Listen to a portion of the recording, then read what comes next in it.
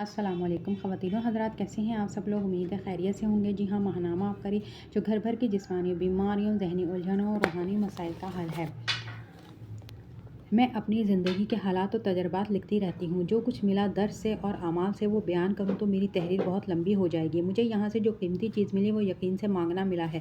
حضرت، میرے کچھ تجربات ہیں جن کی وجہ سے اللہ کی ذات پر یقین اتنا پختہ ہوا ہے کہ میں نے اب یہ سوچنا چھوڑ دیا ہے کہ کچھ ناممکن بھی ہے۔ بس یقین ایسا ہو کہ مانگا اور لے کر ہی اٹھنا ہے۔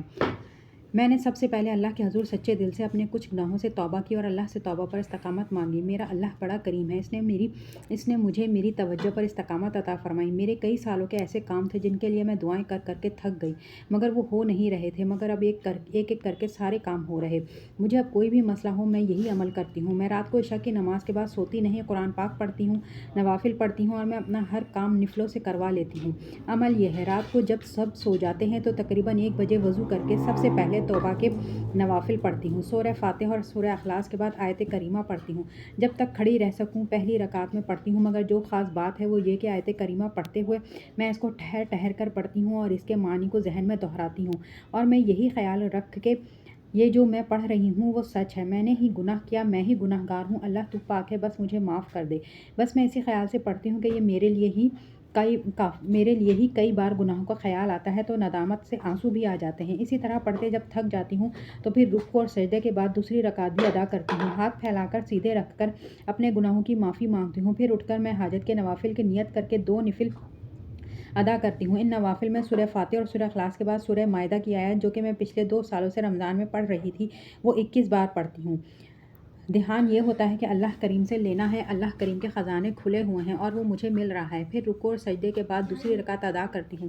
پھر میں بعد سلام 11 بار یہی آیت پڑھ کر اور حاجت کو ذہن میں رکھ کر لمبی دعا کرتی ہوں، مگر میں دعا میں پہلے تمام امت کے لیے پھر خود کے لیے مانگتی ہوں۔ میرا کام ناممکن ہی نہیں ہے، کیونکہ مجھے اللہ کی ذات پر اور اس کے کلام پر اتنا ہی یقین ہے جتنا کہ اپنی موت کے بعد دوبارہ زندہ ہو کر اللہ کے حضور پیش ہونے پر۔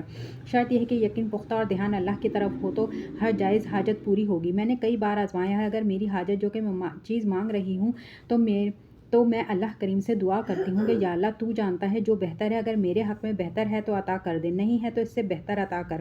میں نے اپنے اور اپنے بچوں کے تمام معاملات کے فیصلے تجھ پر ہی چھوڑ دیے، کیونکہ تو اپنے بندوں کا برا نہیں کر سکتا۔ میں تیرے عرشی فیصلوں پر راضی ہوں، تو مجھ سے راضی ہو جا۔ میں اللہ کو اس کی نعمتیں گنواتی ہوں جو اس نے مجھے دیں، پھر شکر ادا کرتی ہوں، 2 نوافل شکرانے کے بھی ادا کرتی رہتی ہوں۔ میں قسم کھا کر کہتی ہوں کہ ملتا ہے، بس اللہ پر یقین پختہ ہو کے جو مانگا ہے وہ لینا ہے۔ یہ میرے پاس اسم اعظم ہے، مجھے اللہ سے لینا آ گیا ہے۔ جب آپ سے ملاقات کا وقت ملنا شروع ہوتا ہے تو میں مسلسل کوشش کرتی ہوں اور میرا اللہ میری مدد کرتا ہے۔ مجھے وقت ملتے ہیں مگر میں وہ ٹائم ان کو دے دیتی ہوں جو پہلی بار آنے والے ہوں، کیونکہ میں اعمال اور درس کا سب کو بتاتی ہوں۔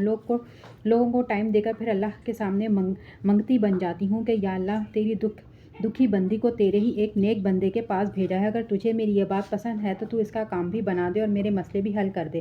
پھر میرے کام بنتے بھی ہیں۔